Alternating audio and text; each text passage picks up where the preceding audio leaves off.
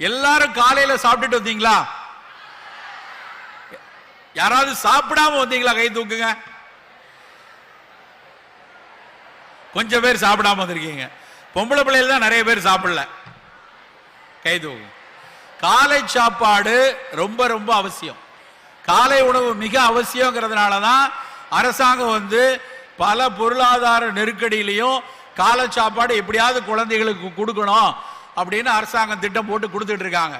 ஆனா நம்ம வீட்டில் நம்ம அம்மா நம்ம அப்பா நமக்காக கஷ்டப்பட்டு காலை சாப்பாடு கொண்டு வந்தா நான் அதை சாப்பிட மாட்டேன் இதை சாப்பிட மாட்டேன் நம்ம இருக்கக்கூடாது. காலை சாப்பாடு ரொம்ப ஆரோக்கியமான காலை உணவு எடுக்கணும். ஆரோக்கியமான காலை உணவுனா என்ன? நிறைய அதுவும் படிக்கக்கூடிய இளம் வயசுல இருக்க பொம்பளை பிள்ளைங்க பசங்க நீங்க அதிகம் செய்ய வேண்டியது என்னன்னா புரதச்சத்து, இரும்பு சத்து, கால்சியம் சத்து, இந்த மூணு நிறைந்த உணவை காலையில நம்ம எடுக்கணும்.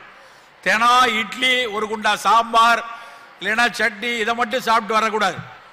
காலை சாப்பாடுல நல்ல புரதச்சத்து உள்ளதுன்னா முட்டை சாப்பிடலாம், மீன் சாப்பிடலாம், கோழிக்கறி எடுத்துக்கலாம்.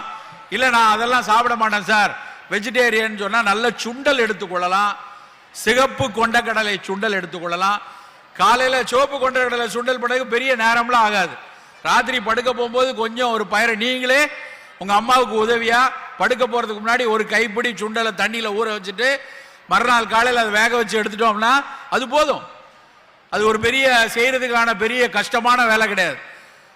இல்ல 2 முட்டை வேக வச்சு நம்மால முடிஞ்சதுன்னா முட்டை எடுத்துக்கொள்ளலாம். காலையில உணவுல புரதச்சத்து நிறைய இருக்கணும்.